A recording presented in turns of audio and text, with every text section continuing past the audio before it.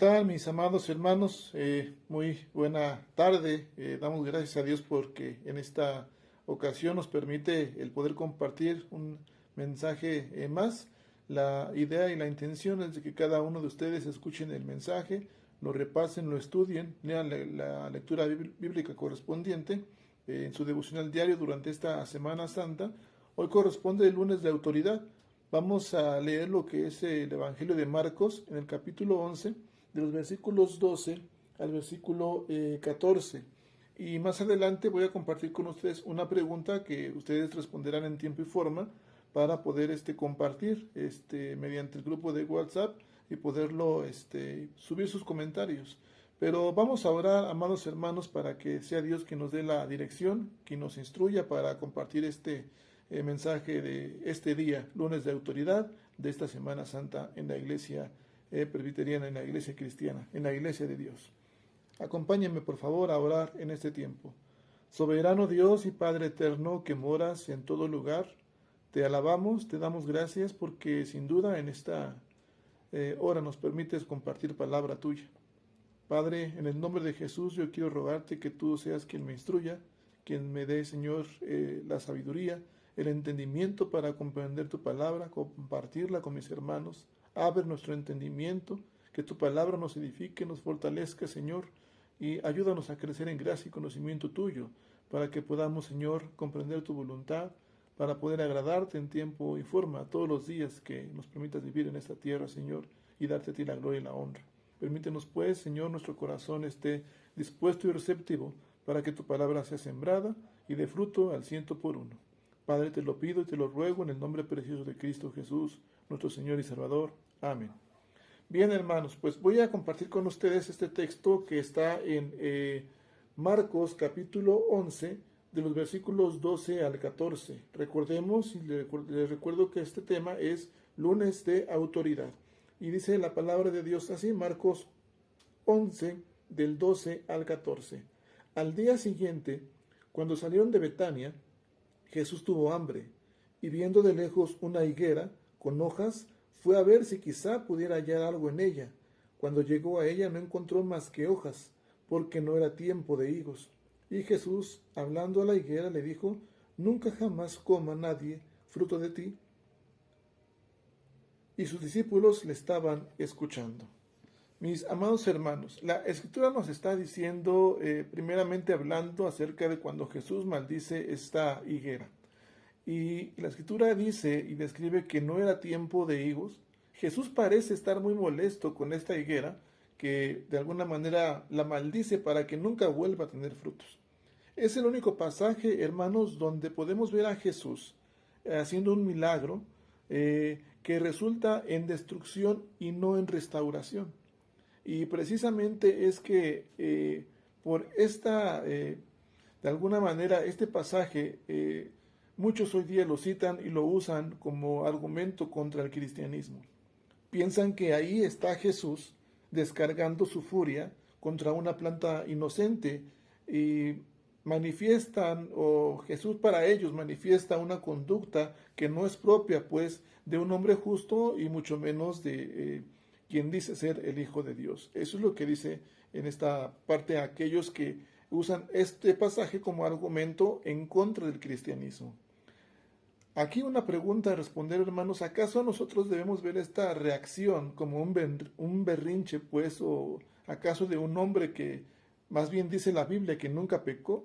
Considero que no, hermanos, porque más bien hay algo mucho más profundo todavía, pero que muchos suelen o solemos pasar por alto. Veamos, por ejemplo, el contexto en los primeros versículos del capítulo 1, que es lo que narra lo que es la Escritura, la entrada triunfal de Jerusalén. Ayer recordábamos precisamente en este día de Domingo de Palmas, domingo de la entrada triunfal, la llegada pues de Jesús a Jerusalén. Un evento pues que estaba marcando el principio pues del fin del ministerio de Jesús en la tierra. Más adelante, unos días después, Jesús iba a ser condenado a morir en aquella cruz, ¿verdad? Esto iba a ser en plena celebración de la fiesta pascual, la fiesta de la Pascua. Muchas de las personas que en su momento empezaron a aclamar a Jesús al entrar a Jerusalén, diciendo, Hosana, ¿verdad? Bendito el que viene en el nombre del Señor. Esa misma semana, muchos de ellos, hermanos, aunque ciertamente no todos, pero sí muchos, iban a pedir a gritos que Jesús fuera crucificado en esa misma semana. Y hermanos, el Señor sabía eso. Sabía que todas esas alabanzas y fervor religioso no concordaba con la realidad de sus corazones. En un pasaje paralelo a esta parte del Evangelio de Marcos, en el caso de Lucas, dice que Jesús lloró sobre Jerusalén.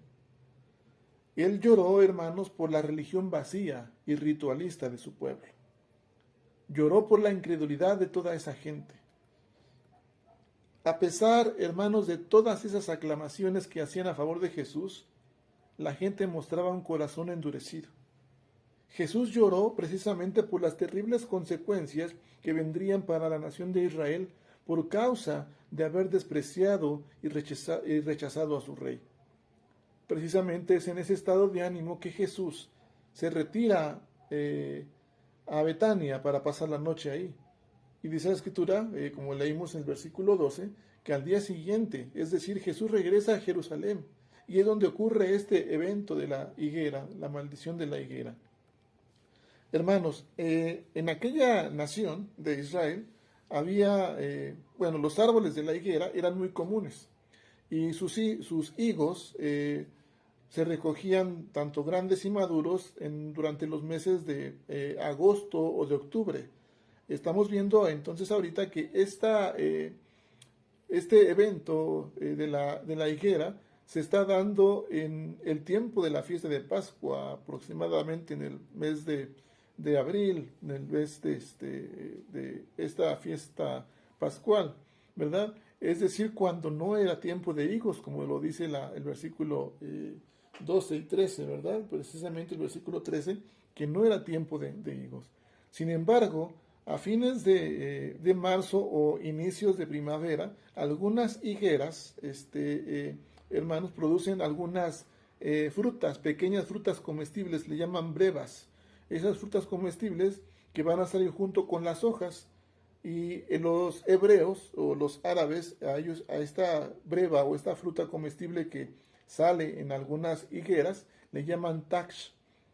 Y cuando una higuera tenía muchas hojas en esa época del año, pero no tenía ninguna de esas brevas, esto indicaba con seguridad que esta planta sería estéril durante todo ese año. Lo que tenemos que aprender de esta historia, hermanos, es que cuando una higuera está llena de hojas en primavera, pero no tiene fruto, algo no anda bien. Esto va a indicar enfermedad. Se está secando por dentro, aunque por fuera parezca que todo está bien.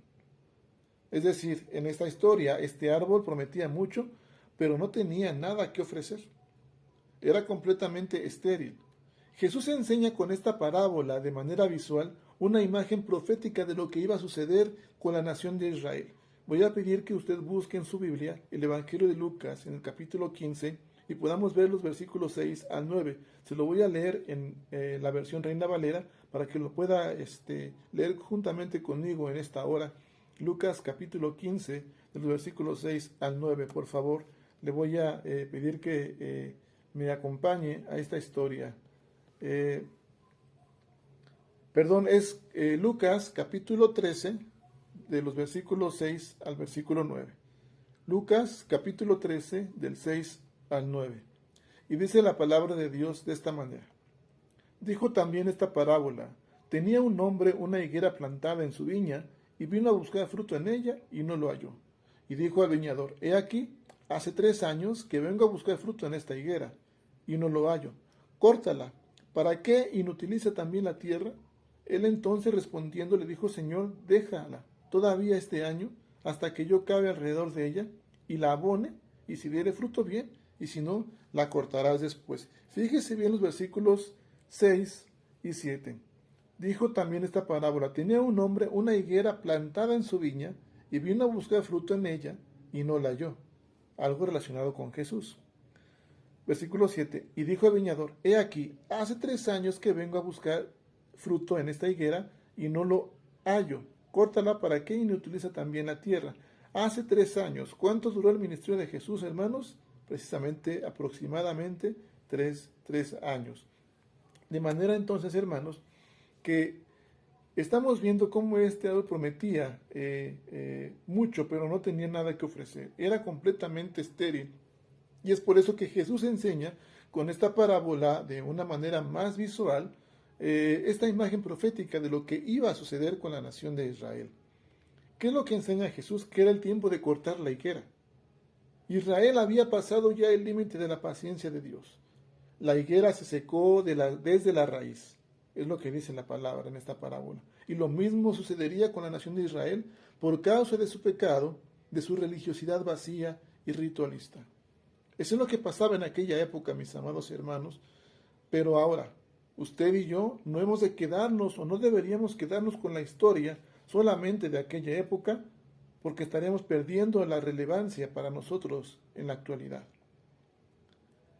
Mateo capítulo 3, versículo 10, dice lo siguiente, mis amados hermanos. Mateo 3, versículo 10.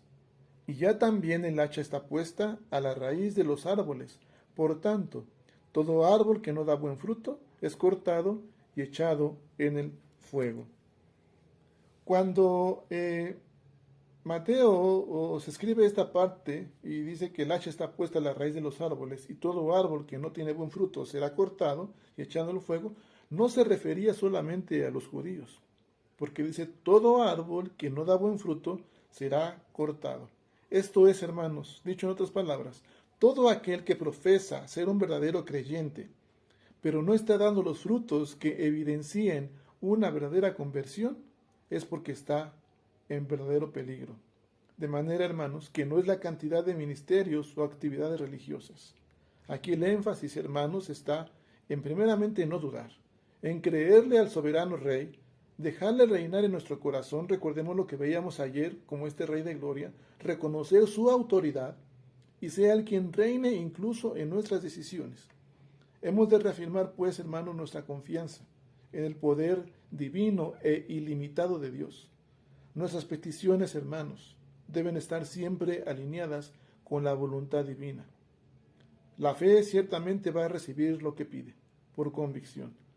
Pero confiar en Dios, hermanos, no es algo que sea con presunta arrogancia. No es el confiar en Dios no solamente es algo que sea a nuestra manera, sino más bien es una sumisión a su voluntad. Por eso hoy recordamos la autoridad de nuestro Dios. Ahora, más adelante, hermanos, Jesús empieza a purificar lo que es el templo, porque aquellos mercaderes buscaban su beneficio, querían aprovechar la llegada de varios visitas también para poder hacerse de su dinero, su ambición, mala ambición o insana ambición.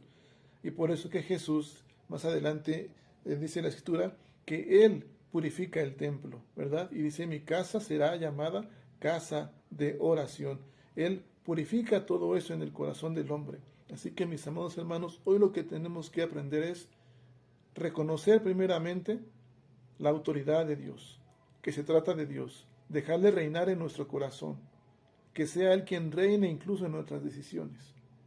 Los tiempos que estemos pasando, circunstancias difíciles, quizás a lo mejor la parte de la tibieza espiritual, el estar en peligro del alejamiento en el camino de Dios, tenemos que recordar que Él es el Rey de Gloria. Él es quien nos sustenta, quien nos sostiene, y tenemos que dejarle reinar en nuestro corazón. Tenemos que someternos a su voluntad, hermanos, como ese Rey de Reyes, como ese Rey de Gloria. Así que pongamos el énfasis en eso, no dudar, creerle al soberano Dios.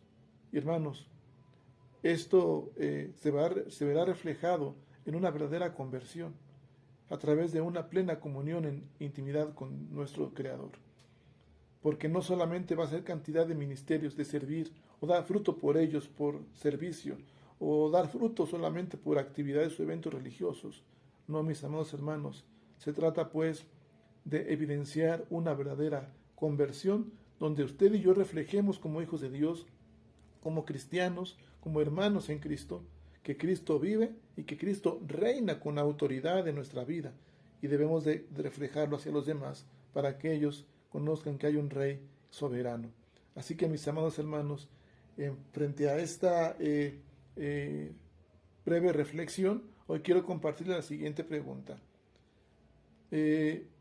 ¿Cómo conectamos, hermanos, a este Jesús de Marcos 11 con aquel Jesús humilde presentándose en la entrada triunfal?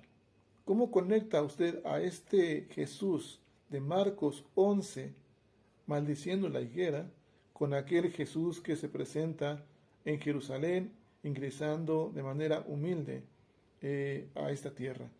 ¿Qué es lo que aprende usted en esta reflexión y cómo lo aplica a su vida diaria? Esa es la pregunta para poder responder. Hermanos, la intención es de que pueda ser en este día, después de que usted haya escuchado la reflexión, y poder compartir y ser edificados, aprender juntos. Después de esto yo también daré la respuesta, quizás no correcta, pero para poder de manera escritural compartir lo que se puede responder a esta pregunta que hemos realizado.